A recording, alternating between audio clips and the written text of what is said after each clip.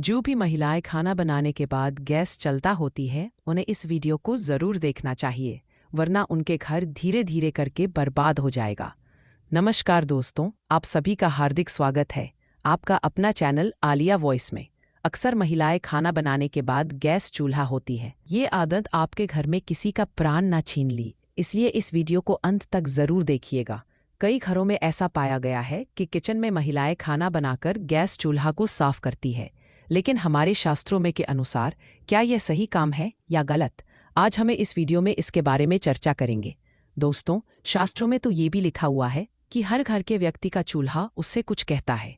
जी हाँ, आज के इस वीडियो में हम आपके लिए गरुड़ पुराण से कुछ विशेष जानकारियां लेकर आए हैं।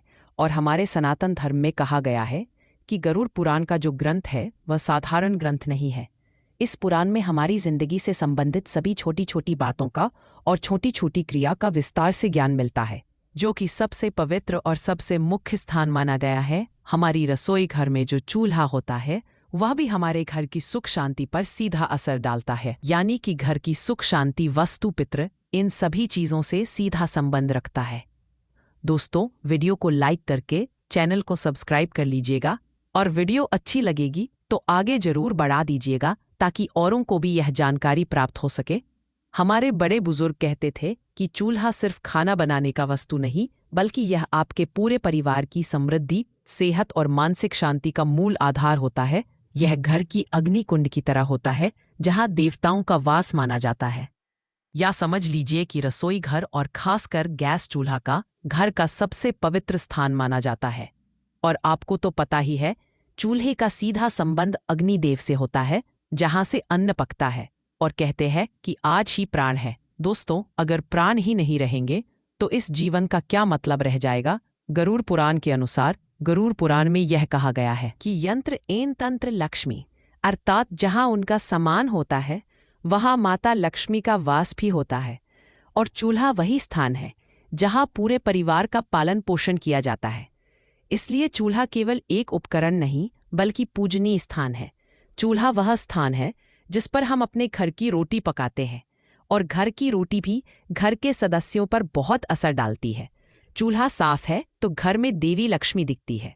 चूल्हा गंदा है तो टूटा फूटा है या काला पड़ा है तो आने की अशुद्धि से बीमारी, क्लेश, धन की कमी एक्सेट्रा खाते हैं। दोस्तों, गरुड़ पुराण के अनुसार ये बात भी कई महिलाओं को आज तक नहीं पता है कि चूल्हा या पारंपरिक चूल्हा अग्निवीर से जुड़ा होता है। अग्निदेव को वेदों में देवताओं के मुख का स्थान प्राप्त है। ये वही यज्ञ के द्वारा सभी देवताओं तक एन आहुति पहुंचते हैं। इसीलिए चूल्हे को घरेलू यज्ञ कुंज भी माना गया है। अग्नि क्या है कि जब पुराने जमाने में लोगों को देवताओं को भोग लगाना होता था, या अभी भी जब लोग देवताओं को भोग लगाते हैं तो अग्नि में ही वह भोग चढ़ाते हैं। इसी प्रकार हर बार जब कोई स्त्री चूल्हा चलती है तो वह जाने अनजाने में एक यज्ञ प्रारंभ करती है। जी हाँ, कहते हैं कि घर का चूल्हा सब चीज पर महत्व करता है। और कहते हैं कि गरुड़ पुराण और धर्म स्थान के अनुसार महिला और चूल्हे का संबंध बहुत ही होता घनिष्ठ है। दोस्तों, चूल्हा घर की स्त्री के भाग्य से जुड़ा होता है। चूल्हा घर के स्त्री की बीमारी, क्लेश, कंगाली, वास्तु दोष, पित्त दोष, इन सब दोषों से भी जुड़ा होता है। इसीलिए मैंने कई बार पहले भी आपको बताया है कि हमें हमारे घर में ना तो चूल्हे को गंदा रखना चाहिए, ना टूटा हुआ चूल्हा उपयोग में लाना चाहिए। क्योंकि अगर जब हम गैस चूल्हे को बिना नियम के प्रयोग में लेंगे तो स्त्री के जीवन में दुख तो आएगा ही, इसके साथ ही स्त्री को अपमान का सामना भी करना पड़ सकता है और कई तरह की बीमारियों से भी जूझना पड़ सकता है। दोस्तों, चूल्हे के पास झूठे बर्तन जमा करने से वास्तु दोष, नकारात्मक ऊर्जा जमा होती है।